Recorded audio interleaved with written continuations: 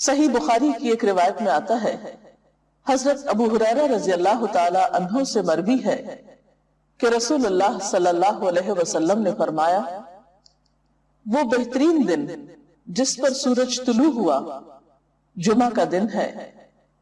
اسی دن حضرت آدم علیہ السلام تخلیق کیے گئے، اسی دن جنت میں داخل کیے گئے اور اسی دن وہاں سے نکالے گئے، اور قیامت واقع نہیں ہوگی مگر جمعہ کے دن۔ تو اس سے پتہ چلتا ہے کہ جمعہ کا دن اسلامی تاریخ میں اہمیت کا حامل ہے۔ اس دن میں سب سے اہم کام جو ہمیں کرنا ہے وہ نماز جمعہ کا اہتمام ہے۔ نماز جمعہ مردوں کے لیے ایک فرض عبادت کی حیثیت رکھتی ہے۔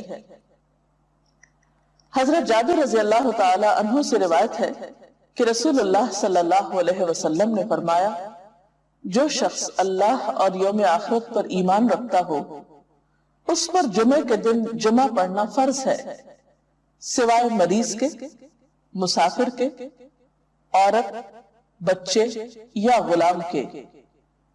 جو شخص کھیلنے یا تجارت میں بے پرواہ ہو اللہ بھی اس سے بے پرواہ ہو جاتا ہے، اور اللہ تعالیٰ بے نیاز تعریف والا ہے۔ تو اس سے پتہ چلتا ہے کہ جمعہ اپنی نماز جمعہ کے اعتبار سے بہت اہمیت کا حامل ہے، اور سوائے شرعی عذر کے جمعہ کو چھوڑ دینا انسان کے لیے محرومی کا سبب ہے، ایک بہت بڑی خیر سے۔ عام طور پر انسان تجارت اور کھیل کود میں مشغول ہو کر نماز جمعہ سے بے پرواہی برتتا ہے، لیکن ایسا کرنا خود انسان کے اپنے ہی لیے نقصان دہ ہے۔ جمعہ کے دن ایک خاص گھڑی ہوتی ہے جس میں انسان کی دعائیں قبول ہوتی ہیں۔ حضرت ابو ہریرہ رضی اللہ تعالی عنہ سے روایت ہے، رسول اللہ صلی اللہ علیہ وسلم نے جمعہ کے دن کا ذکر کیا تو ارشاد فرمایا، اس میں ایک ایسی گھڑی ہے کہ جس مسلمان بندے کو وہ میسر آ جائے اور وہ کھڑا ہوا نماز پڑھ رہا ہو تو وہ اللہ سے جس چیز کا سوال کرتا ہے اللہ تعالیٰ اسے ضرور عطا فرما دیتا ہے۔ اور آپ نے اپنے ہاتھ سے اس گھڑی کے مختصر ہونے کا ارشاد فرمایا کہ وہ بہت لمبا یا طویل وقفہ نہیں ہوتا، طویل وقت نہیں ہوتا، بلکہ وہ ایک مختصر سی گھڑی ہوتی ہے۔ مسلم کی ایک حدیث کے مطابق وہ گھڑی امام کے منبر پر بیٹھنے سے نماز جمعہ کے ختم ہونے تک ہے، اور ترمذی کی حدیث کے مطابق یہ گھڑی عصر سے لے کر سورج غروب ہونے تک تلاش کی جائے۔ اس سے پتہ چلتا ہے کہ یہ دو اوقات خاص طور پر جمعہ کے دن اہم ہیں جن میں اللہ تعالیٰ کا ذکر اور عبادت کی جانی چاہیے۔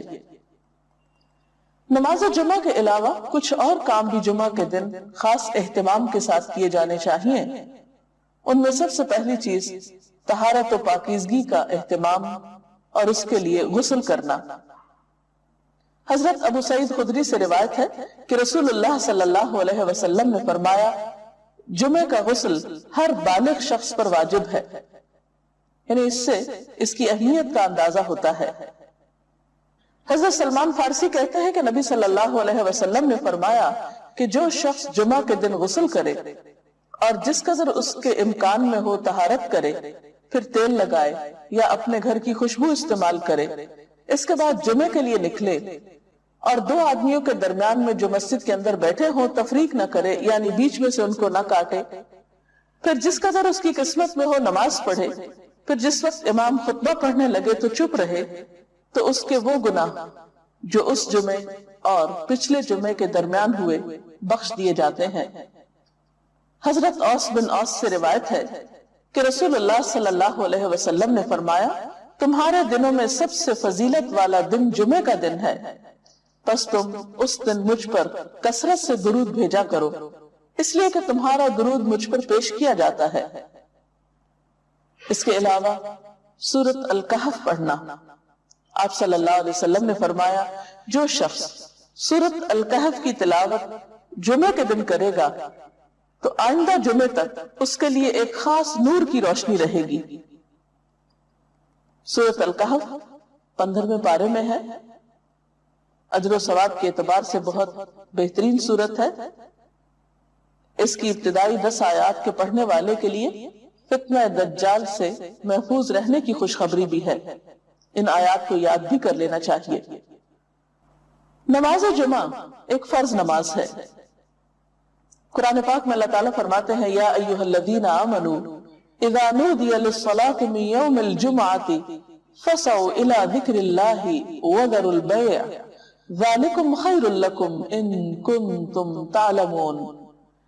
اے لوگوں جو ایمان لائے ہو، جمعہ کے دن نماز کی آذان دی جائے تو تم اللہ کے ذکر کی طرف دوڑو اور خرید و فروخت چھوڑ دو، یہ تمہارے حق میں بہت ہی بہتر ہے اگر تم جانتے ہو۔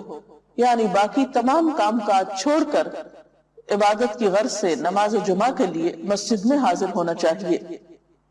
آپ صلی اللہ علیہ وسلم نے نماز جمعہ کی فضیلت بیان کرتے ہوئے فرمایا، جس نے وضو کیا اور اچھے طریقے سے وضو کیا، کیونکہ بعض اوقات ہم تیزی میں وضو کرتے ہیں، کونیاں خشک چھوڑ دیتے ہیں یا پاؤں کی ایڑیاں خشک رہ جاتی ہیں، یا اسی طرح چہرے کو پوری طرح نہیں دھوتے یا صاف نہیں کرتے، تو اس سے وضو صحیح طور پر مکمل نہیں ہوتا۔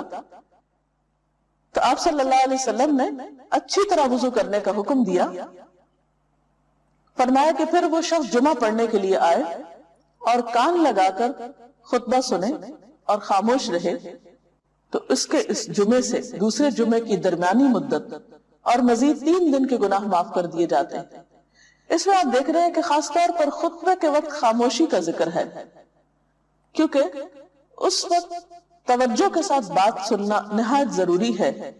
ایک اور حدیث میں یہ بھی آتا ہے کہ اگر کوئی شخص کسی دوسرے کو خطبے کے دوران یہ کہتا ہے کہ تم چپ ہو جاؤ، یعنی چپ کرانے کے لیے بھی بولتا ہے، تو اسے بھی ایک لغو بات شمار کیا گیا اور ناپسندیدہ قرار دیا گیا۔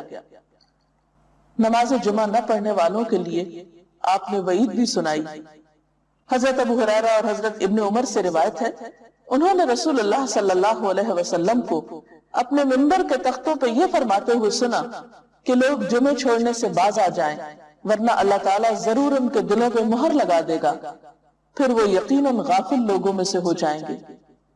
اور غافل دل تو پھر ایک بیمار دل ہوتا ہے، انسان کے اپنے ہی لیے تکلیف دہ ہوتا ہے۔